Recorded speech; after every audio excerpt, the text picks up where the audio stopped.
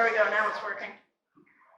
All right, so I'd like to welcome everyone back, and I'd like to once again thank all 5 of our judges for being here tonight.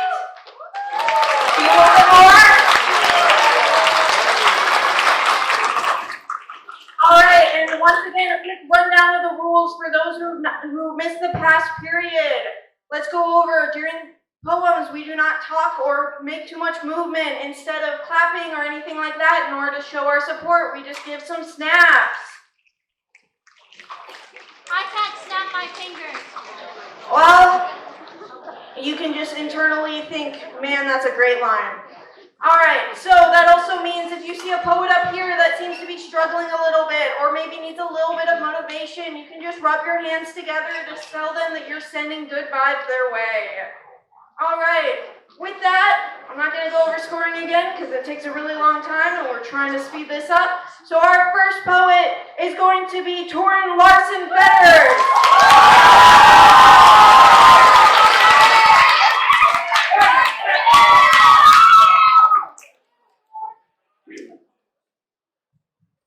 Trapped. I am trapped. Trapped, verb, stuck in a place, stuck, verb, trapped in a place, trapped in a never-ending cycle, trapped on the cyclone ride of life, trapped. I am waiting for a call, waiting for an answer, pausing for my life to be denied the rights I was given at birth, but I thought that this was the land of the free. I could have sworn that this was the home of the brave, but no, I'm sorry, I must be mistaken. This is no land of the free, no home of the brave. You will never be free unless you fitting in weekly appointments to my schedule, fitting in with your cowboy boots and your flannels, fitting in so that you don't stomp me out. You tell me to get out. But how is this fair? Land of the brave, home of the free, we don't want you here. We don't want your weekly appointments. We don't want your words. We don't want you to do anything but work. Work harder or you won't succeed. Work harder. Fall down on your knees. Praise a God you don't believe in. Do it because you are not free. You are different. You need help. You need to be more like your father. No need for weekly appointments. No need to complain. No need for help. Help! Hi, how can I help you today? I'm still stuck on this waiting list, but why would you care? Care not that I am drowning in this tomb of a body, only care that it's getting you paid.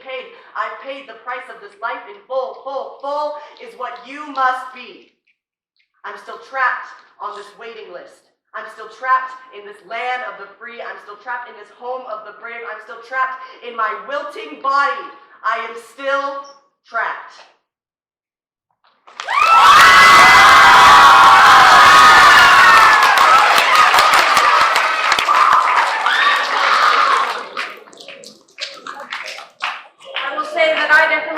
Trapped in this role being the MC, mainly because I cannot eat the fruit snacks that I really was looking forward to. So, starting from the left, we have our first score of a 9.3.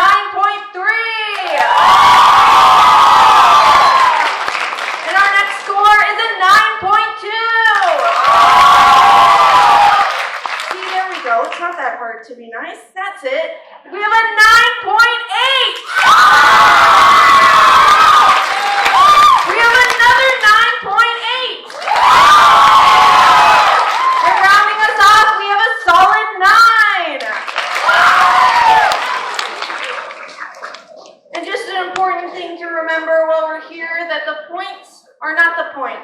The point is the poetry.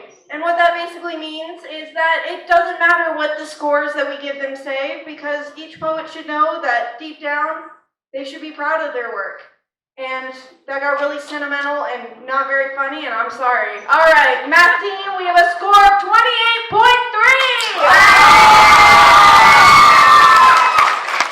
All right, let's keep that round of applause going for our next poet, Adam Lisker.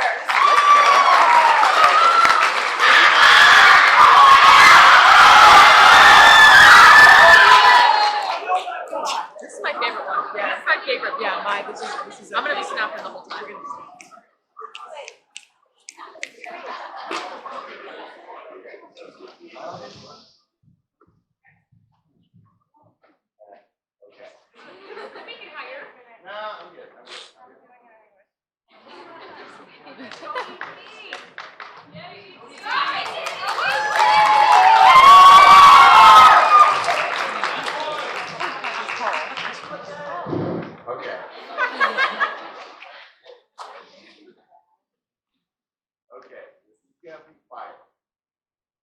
poem is dedicated to someone very near and dear to my heart.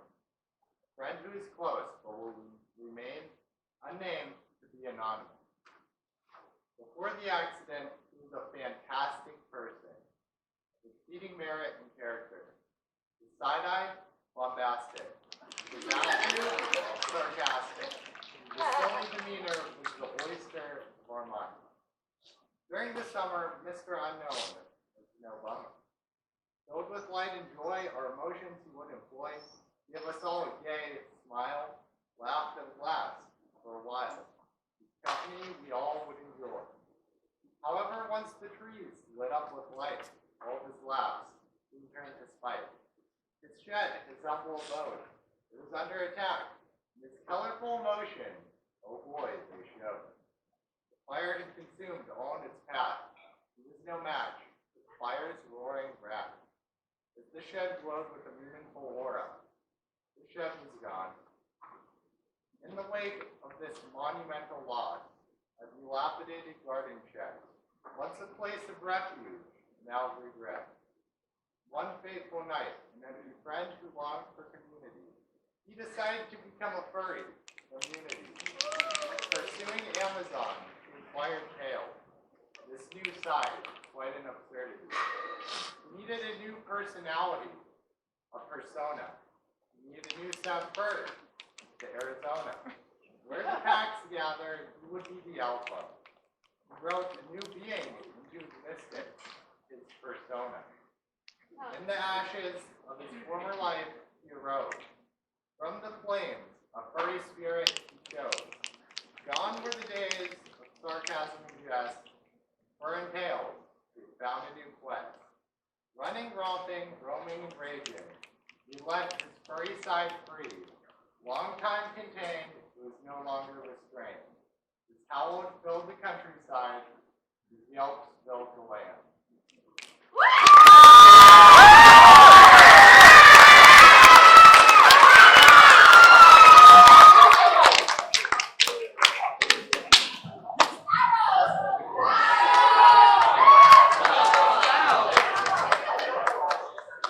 I noticed we have another group of screamers, and they're always in that area.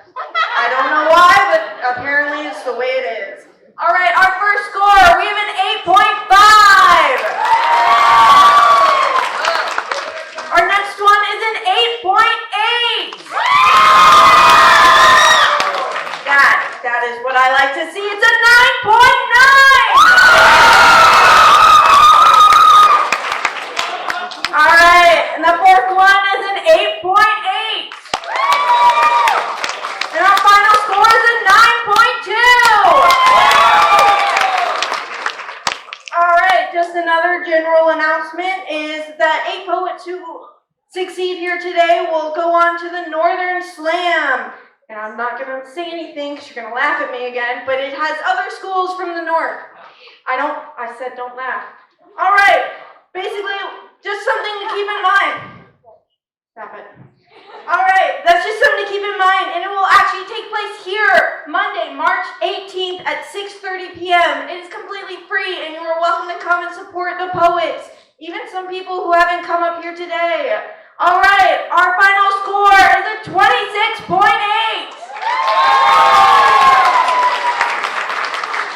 Please welcome to the stage our next poet, Ariana Reamer.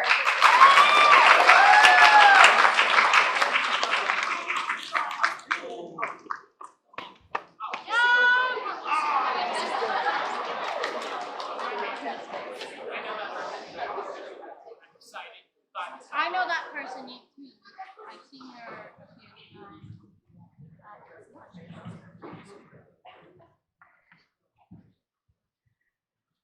My poem is called Humans Are Like Butterflies. Humans are like butterflies. We are fragile beings with emotions like wings. They can get broken, and it takes time to heal them. Think back to your 6th grade year. We started lending negativity in here. How do I look? Do I need to wear makeup? Am I strong enough? Do I need to do a sport? Popularity comes to the beautiful, and beautiful comes to hurt the butterflies who aren't graceful. We go through a metamorphosis at only ages 10 to 12. We start caring about things that are insignificant to what really matters, except that now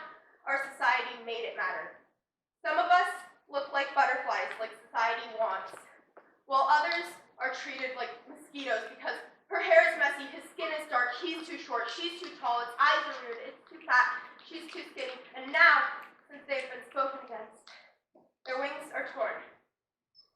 She's now crying in front of her mirror. Why is she tall? Why is her hair messy? Why is she skinny? And he's now lying on his bed. Why is his skin dark? Why is he so short? Why are his scars even there in the first place? They're sitting at the dinner table, shoving their food from one side of the plate to another. Why are their eyes different colors? Why isn't their skincare good? Why aren't their clothes trendy? It's reading a book, unable to focus. Why is it so fat? Why is it so lonely? Why does no one respect its pronouns? The butterflies are crying. They're crying because the people who look beautiful have said things that hurt. Some of these butterflies won't migrate from the thoughts of their insecurities, and now they hate how they look, they hate how they act, and they hate how they feel. But now we take a closer look at the beautiful butterflies. The ones that decided to make fun of others. The ones that look different because their hair is styled beyond recognition, their face is covered in makeup, and their mind is swimming in thoughts of insecurity. If I'm not pretty, I'm useless. If I'm not head of the football team, I'm weak. If I let my diet slip, I'll become ugly.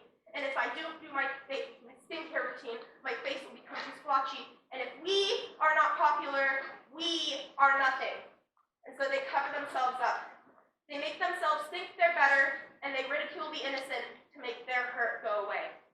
So you see, we are all butterflies. We are all strong. We are all unique. We are all beautiful. We are all insecure. Thank you for your time, butterflies.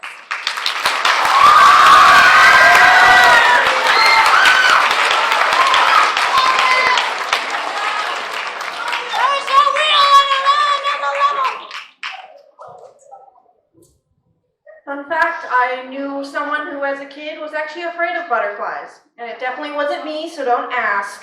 All right, for our first score, we have a 9.1. Our next score is an 8.9.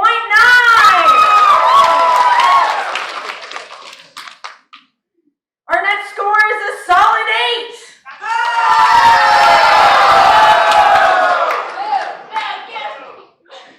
All right, dang.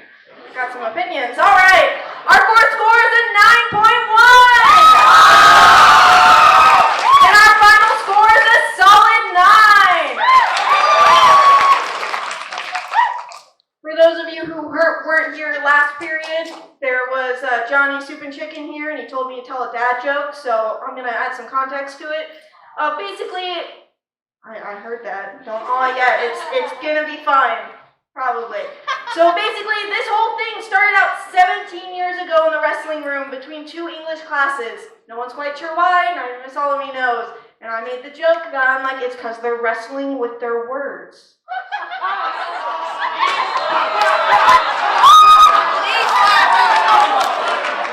I agree, it really is a knee slapper. All right, for our final score, we have a solid 27. Please welcome to the stage our next poet, Brian Burns.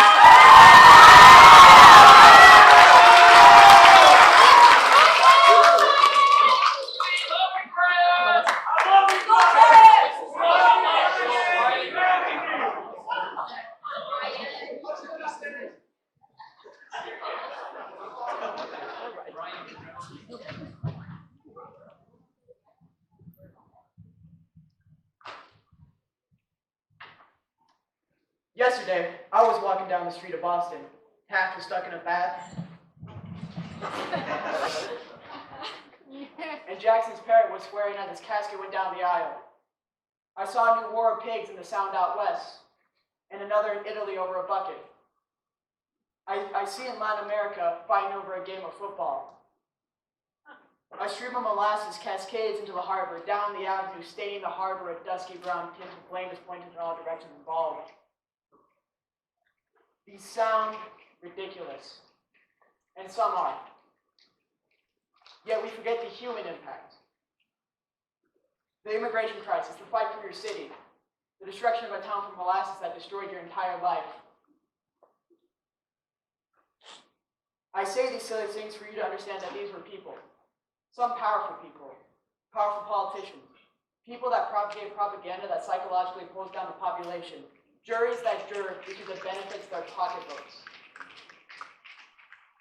When fighting for size and political power becomes more important than justice for a mass population, they put in puppets, political puppets, that propagate the same propaganda that the political people propagate. Oh my goodness, why is it not primetime TV? Many choose to listen to political puppets on primetime TV rather than being informed because it's easy to watch politics as a show and not something that has impact on our lives. I see many are demoralized by the polarization in our country. Yet I implore you, you must see and seek and search and scour and investigate. Don't be loose and galleonic. Come to your own conclusions, not the ones of others. Be informed and involved because it matters. It matters so much. Thank you.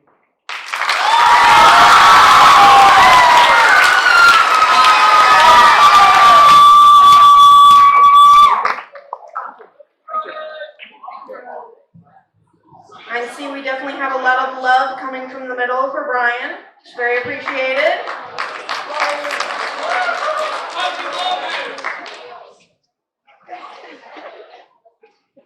All right, for our first score, we have an 8.3. For our next score, we have an 8.7. That is what I want to see. It's a 9.2. And even better, we've got a 9.5. And the best of them all is a 9.7. Well, we're kind of waiting for the math team, who I swore had a spreadsheet at some point, but are you using the spreadsheet? Okay. All right, our total score is, I'm going to say that's a 4, 27.4.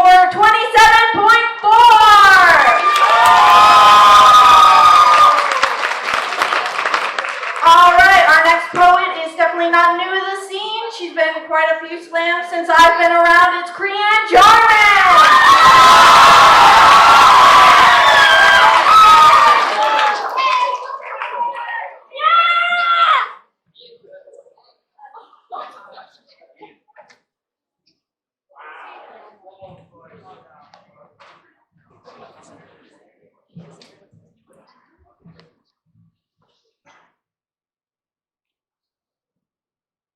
I finished 40 episodes in 24 hours.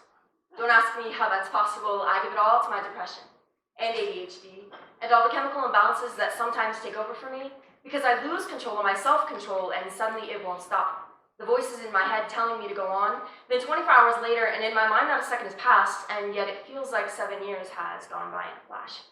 It's like the dopamine and serotonin aren't actually sure what they're supposed to do, so I go back to what I do best. Sitting in one position for days on end, all electronics running and plugged in.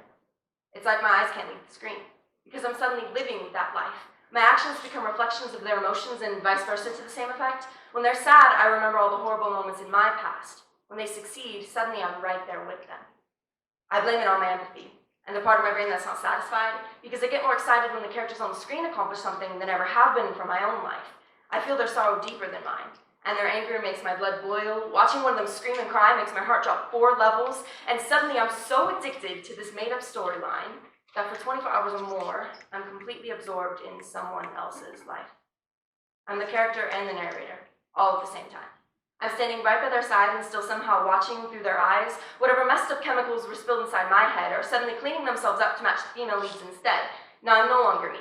I don't have the same body. I'm so empathetically involved that I can't recall my own story.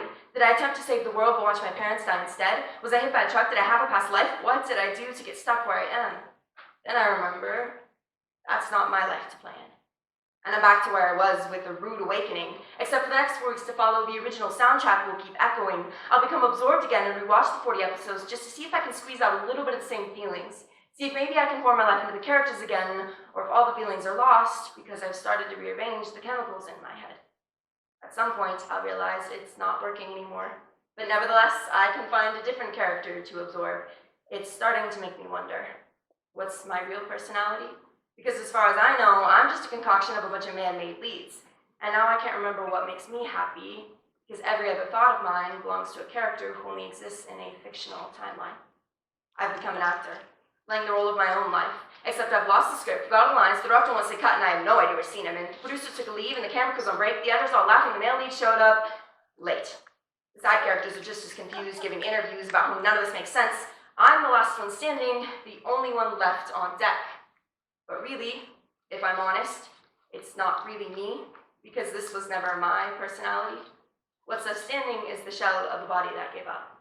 The leftover crumbs of someone who hated herself too much, and now she's not sure where she's supposed to stand, because not a thought in her head is original, not a single moment unscripted.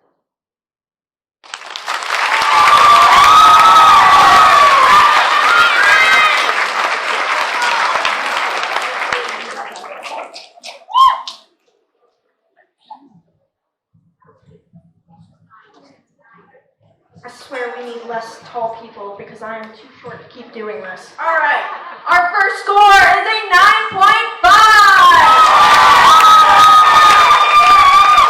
Our next score is a 9.4. That is exactly what I want to see. It's a 9.9. And our next score is a 9.5. And something I've seen happen very rarely, and I think only once, it's a perfect 10!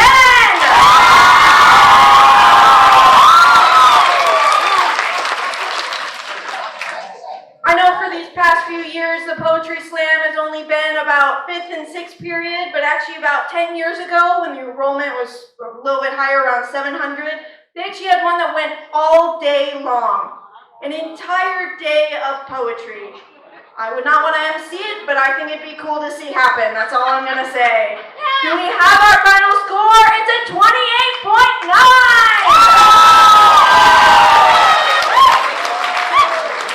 All right, let's keep those good scores up for our next poet, Cricket Nee.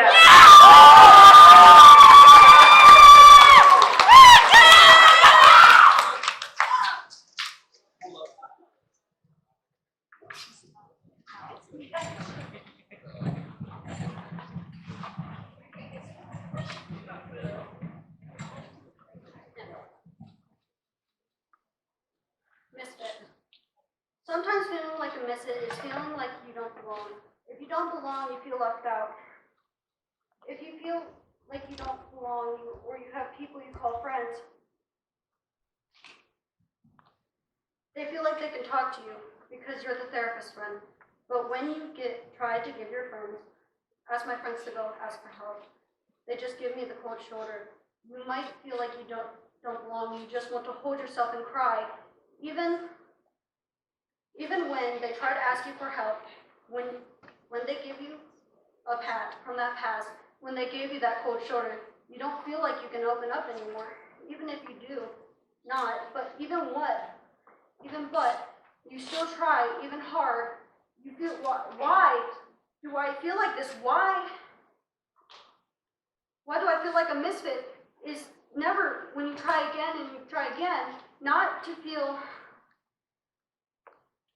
like you're left out, or that group of people with fake friends, or you try something to be yourself, or you try everything in your brain not to get overwhelmed. When you get overwhelmed, you get tight-chested. When you get tight-chested, you can't breathe. When you can't breathe, you pass out. Feeling like a misfit, you just don't belong sometimes.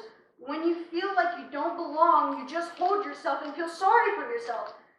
You feel sorry for yourself. When you try to comfort yourself, you try to just understand, just why me? Why do you keep coming back to not feeling like you belong? When you feel sorry for yourself, you just don't feel like you belong. You gotta quit what you gotta do, what you gotta do. Understand not to always feel like a misfit, and walk out of your misfit life.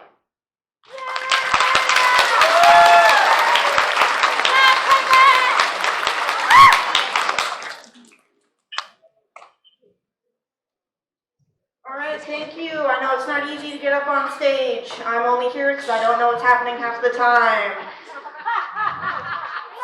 True fact. All right. There's some hesitation in that pen mark. All right, for our first score, we've got an 8.3. Next up, we've got an 8.4. It's okay. It's a 7.8.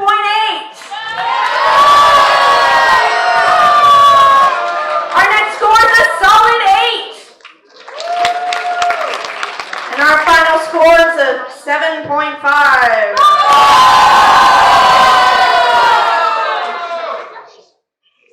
I'm making a new enemy. I want you to know that. All right. As our math team is figuring that out, oh, that was a lot quicker than I expected. It's a 24.1.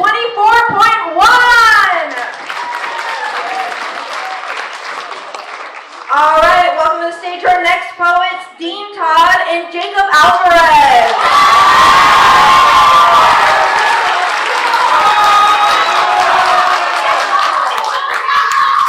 Dean?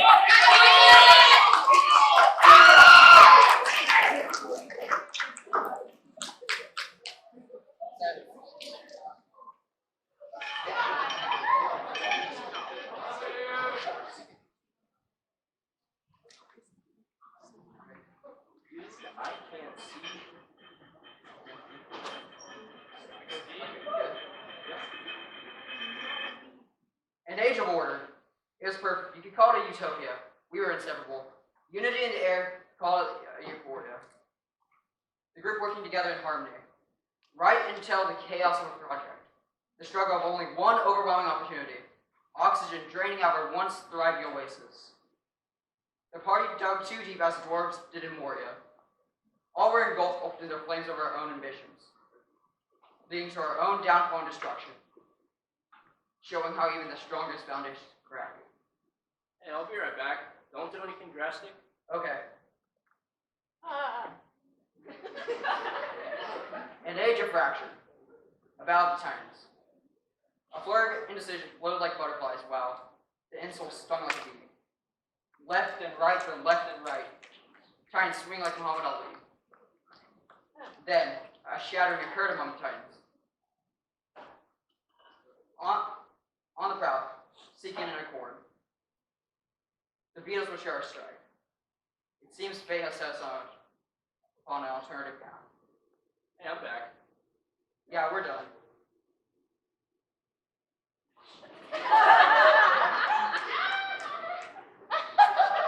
Age of despair. What remains is a pair. A poignant reminder lingers of what was. Over there, and up there. In the mere seconds I was away, but once the parched nature of our topic forced it to evaporate, alike to a desert. The once blazing flame of ambition flickered out and died. Aged ideas left to decay. However, the grace of ideas would once bless us again. Upon the settling of dust, embers of the hopes and ambitions lingered, despite it to be considered as long lost.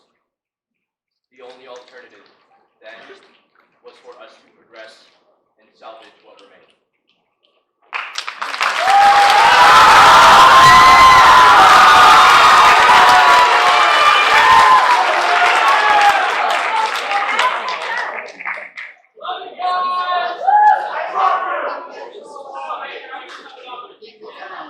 Like the movement, like the motion. It's more interactive.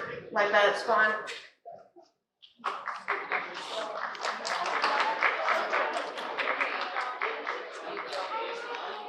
You positive about that score? No. All right, it's an 8.7. Next up, we have an 8.9.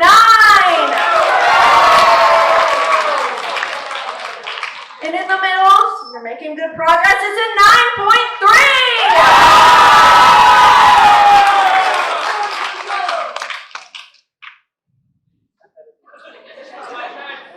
It's another 8.7. And to round it out, we have a solid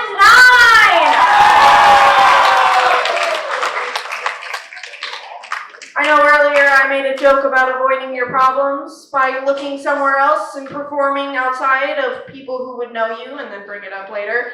And that means, I'll get to you in a moment. That means that if you want to perform poetry but maybe don't want to do it in front of your peers, there is an option to, on Wednesdays at 6:30 to go to Nito Burrito, get a cool burrito, and say some cool poetry. All right, now I can see the score. And it's a 26.6!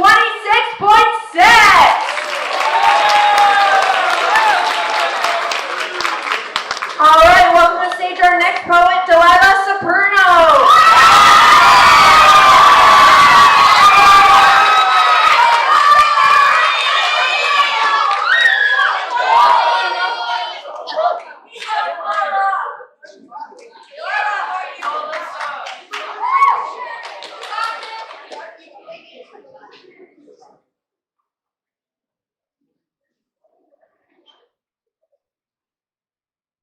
We remember when we were younger, wishing to just grow up. It was like we had our whole life planned out, what age we would drive, where our first job would be. We would beg our parents to take us to parks and playgrounds, and they would say, okay. Now our parents beg us to go to parks, and we tend to say, okay, time to go back to the good old days. As the seasons slip by, we no longer feel the same. Can you take us back to the days that we chose toy stores instead of Sephora's? We went from drawing rainbows to drawing leaves to make sure everything's aesthetic for others, so maybe they will like us more. The months, the years, the seasons pass, drinking milk and juice isn't it now. All we want is caffeine, knowing it's the only thing getting us through the day. Struggling with mental health, nobody knows. Little me just thought it was a joke. As time passes, your BFF, bestie for life, the one that you loved to the moon and back, left because of some drama. Summers pass to winters, the depression kicks in, not knowing what hit us, we start to give in. Slowly changing our perspective on life. Now all we want is for the seasons to just rewind. With all the new things coming to mind, it is like we are lost in time as the seasons transform. Take me back to the days when school was like a game, but now all we want is an escape from this place. It's always one step forward and 3 steps back. It seems to be this never-ending trap. So please, take me back when we didn't care that the seasons change.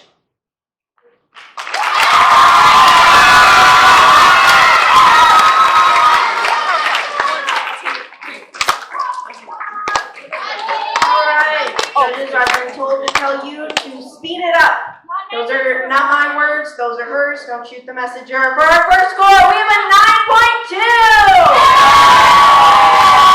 Next up, we have a solid 9. Next up, we have an 8.4. And we're bringing it back with another solid 9. We're rounding it out with an 8.5.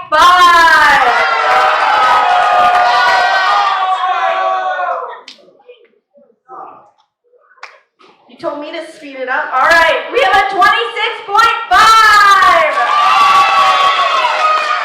All right, welcome back. Another poet who has been around the scene for quite a while. It's Eleanor Brown.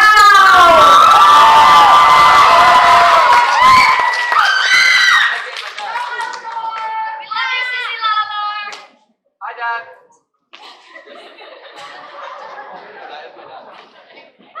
I wish I could remember every inch of my childhood, every aspect of the now dead girl that I spent all my time with, every pet now gone or aging, every gift I ended up getting, every memory not marred with the passing of time because it hasn't been that long, right? I guess I want to remember in a feeble way of holding on to the past, of pushing change and age temporarily back, if I could just remember what it was like when I took the training wheels off my bike, whenever my brother and I had a fight or a plot to take over the world. When the world consisted of the tiny living room in our childhood home, when adventures extended only to our 12-acre backyard and not halfway across the globe, when friends were made and kept because of proximity. We rode the same bus, lived on the same street, it was kismet that we'd meet. When those friendships didn't end in tragedy and me staring at an urn, clutching a white rose, a heavy heart, and a whole lot of love to mourn, but instead ended one day at a time, with an "I'll see you tomorrow." Because mom's home, the bugs are out, it's time to take a bath. There's spaghetti on the stove after I wash up and leave my muddy shoes out back. Oh, how I wish I could go back. Even if it's only in my mind, in my heart, in my resolve. Would it bring me some sort of closure if those memories felt a little bit closer? If I could just remember, more than what my present 17-year-old brain can recall, I might be just able to push 18 down my childhood home's hall and out that metal back door. I chose the responsibility of growing up out the window I had to climb through and I got locked out. I had deadlines for applications under my old paint chip desk that I could possibly forget.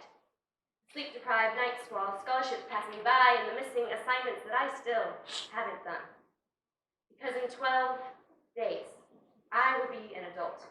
But how come that makes me want to hide in a blanket fort? I feel simultaneously way too old and impossibly young. I couldn't possibly be 18. That's 18 too many years. I feel like I've just started, but really I'm right near the precipice of change. Which, by the way, I hate.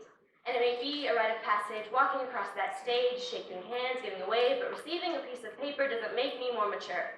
Throwing my cap in the air doesn't make me capable of figuring it all out, because becoming a graduate doesn't immediately graduate you from who you were.